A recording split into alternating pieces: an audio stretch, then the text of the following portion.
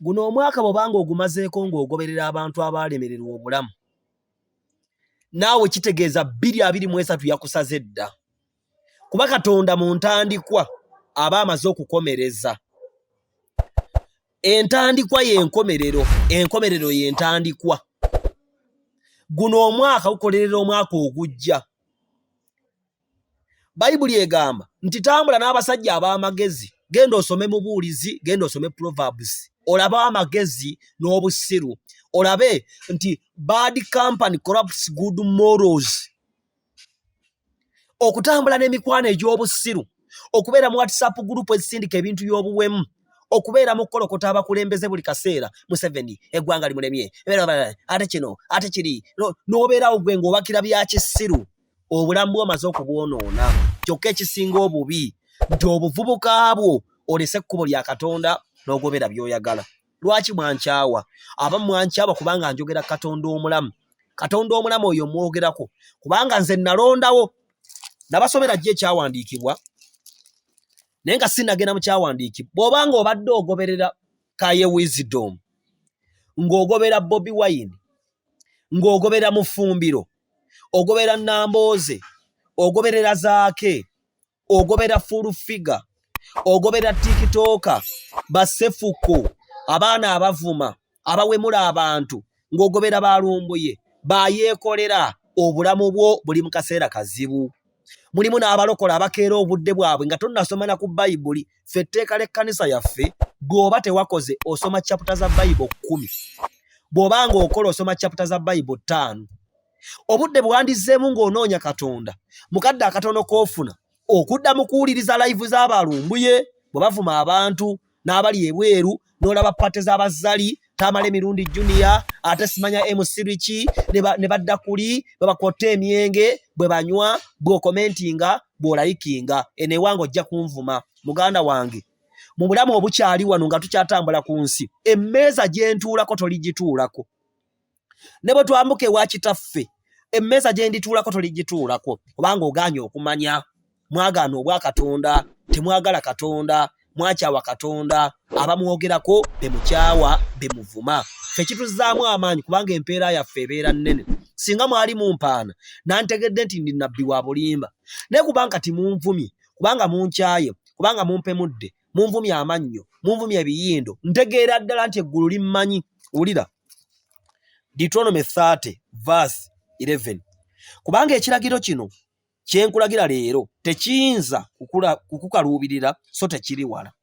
Tekiri mu ggulu n'okwogera n'oyogera nti ani anaatulinnyira mu ggulu akituleetere, akituwulize tulyoke tukikole. So tekiri ntala wa nnyanja n'okwogera n'oyogera nti ani alituwungukira ennyanja akituleetere, akituwulize tulyoke tukikole. Naye ekigambo kikuli kumpi nnyo ku kamwako ne ku mutima gwo olyoke okikolenga. Laba leero ntadde mu maaso g'obulamu n'obulungi n'okufa n'obubi. Kubanga nkulagira leero okwagalanga Mukama Katonda wo, okutambuliranga mu makubo ge, n'okwekuumanga ebiragiro bye n'amateeka ge n'emisango gye. Olyoke obenga omulamu oyo alenga mu maaso ga Katonda wo, alyoke akuwenga omukisa mu nsi gy'oyingira okugirya. Naye omutima gwo bwe gunaakyamanga n'ogaana okuwulira Katonda, naye n'osendebwasendebwa n'osinzanga bakatonda abalala n'obaweerezanga, mbategeeza ddala leero nga temulirima kuzikirira, temulirima nnaku nnyingi mu nsi gy'osomokera Yoludaani okuyingira okugirya. Mpita eggulu n'ensi okuba abajulira gye muli leero, nga ntadde mu maaso g'obulamu n'okufa, omukisa n'okukolimirwa. Kale weeroboze obulamu, olyoke obenga omulamu gwe n'ezzadde lyo, okwagalanga Mukama Katonda wo, okugonderanga eddoboozi lye, n'okwegattanga naye, kubanga oyo bwe bulamu bwo, era kwe kuwangaala ennaku zo, olyoke otuulenga mu nsi Mukama yalayira bajjajjaabo Ibulayimu, Isaaka ne Yakobo okubawa. Okulabula bannayuganda mwenna mulabulwa ku apps ez'enjawulo ezigguddwawo abafere ku mitimbagano egy'enjawulo mwe bayita okufeera abantu mbu bawola ssente ssaako n'okutereka nga beeyambisa ekifaananyi kya Hamisi Kiggundu wamu n'erinnya lye. Mutegeezebwa nti Hamisi Kiggundu tawola ssente era talina ssente za muntu yenna z'atereka. Omuntu yenna akugamba nti jangu otereke ssente naffe Hamisi Kiggundu yatulagidde, oba nti Hamisi Kiggundu yakikola, kya bulimba, kya bufere era baagala kubba. Toteekayo ssente zo, beera mwegendereza. okutegeeza Hamisi Kigundu talina apu yonna ewola ssente oba okuzitereka. Buli apu yonna gy'olaba ku mutimbagano ng'eriko ekifaananyi kya Hamisi Kigundu, abo bafere babbi, totekayo ssente zo, bajja kubbira bwereere. Beera mwegendereza. Katonda takaayana era tavuma muntu yenna. Ajja simple n'akugamba nti kkiriza Kristo, fuuka omulokole. Olokoka otya?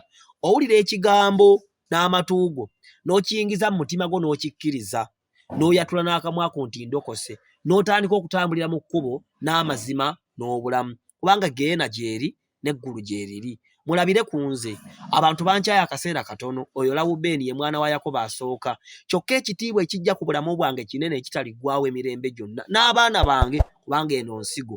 Njagala obbakubiriza leero ng'omwaka guggwako, tandika okugoberera Katonda ow'amazima. Bw'obanga obadde mulokole, bw'obanga obadde wagwa, wafuna obutakkaanya, wafuna obuzibu mu bulokozi ng'obutali bumu, tuli bantu ffenna. Saagala bakomerera. Mbyogera bino nga I have a spirit of balance. Waliwo omuntu yalokoka n'ogwa, ddamu oyatule Kristo, ddeyo mu kkanisa oweereze, kubanga Bayibuli egamba mu Romans ye bakisibikkulayo. Bw'ogenda Mbaluumi wano, bw'ogenda mu Baluumi, bw'ogenda Mbaluumi, angende Mbaluumi wano, Baluumi 12, Baluumi 12 olunyiro lw'okutaano. Bwe kityo ffe abangi tuli mubiri gumu mu Kristo, na buli muntu tuli bitundu bya bannaffe ffekka na ffekka, era batulina ebitabo ebitenkanankana mu kisa kye twaweebwa bwe kiri, oba bunnabbi tubulirenga mu kigera ky'okukkiriza, oba nga tuweereza, tunyiikirenga mu kuweereza kwaffe. Kati ekigambo kunyiikira kitegeeza bw'oba oweereza Katonda ojja kusanga obuzibu obw'enjawulo n'okusoomoozebwa, naye okunyiikira kwe kulemerako bulijjo emisana n'ekiro. Bayibuli egamba nti alinyiikira okutuuka ku nkomera alirokoka.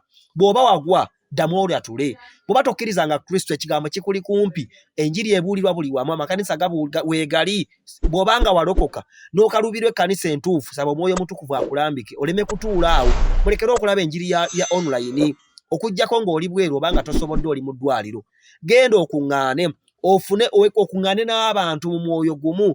Kitaffe atusiisire, eggwanga laffe lyeyongere. Tusabire abakulembeze, tusabire abantu bonna, tusaŋŋaneemu ekitiibwa, tusabire abatutwala, tusiime abantu bonna, tukole omulimu mulungi Katonda gw'asiima. Twenenye ffenna, tewali mutuukirivu, nange siri mutuukirivu. Tugolole amakubo gaffe, obulamu bwaffe bubeere bulungi Katonda nga bw'atwagaliza. Nze mbabuulira, obulamu bwange tebuliremererwa era siryonooneka. Kana zo bagamba is on the word of God ereeta great results mu bulamu bw'omwana w'omuntu. Bw'eba terina Romo mu mutima gwo, my dear, my sister, my brother, oli mu kaseera kazibu.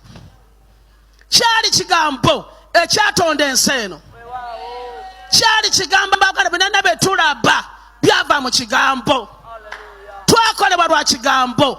We are the product of the word of God. Hallelujah. Twazaalibwa na kigambo, tutambulira mu kigambo. Naye olwaleero kasita word of God ebulwa rumu munda mu bulamu bwo, kubanga weetisse the cares of the world. Weeralikira obugagga bw'enkya, weeralikira ani anaakuwasa, weeralikira future n'ebeera etya. Hallelujah. Abantu bangi tweralikira n'ebintu bye tutamanyi. Weeralikira Christmas n'alya ki, otanso gyeka omuguno omwezi. Abantu beeralikira banenga nkuze, emyaka gigenda, ani agenda okumpasa, banenga nduddewo okuzaala. Abantu mweraliikirira. That's why word of God terina space mu bulamu bwammwe, kubanga mubala. Kyoba olaba tebintu byonna omuntu byafunira bweru wa word of God tebisobola kuwangaala ago mazima genjogera amasengejje baba mugulu ku throne. Mirako yonna etavudde mu the word of God eyo eri fake.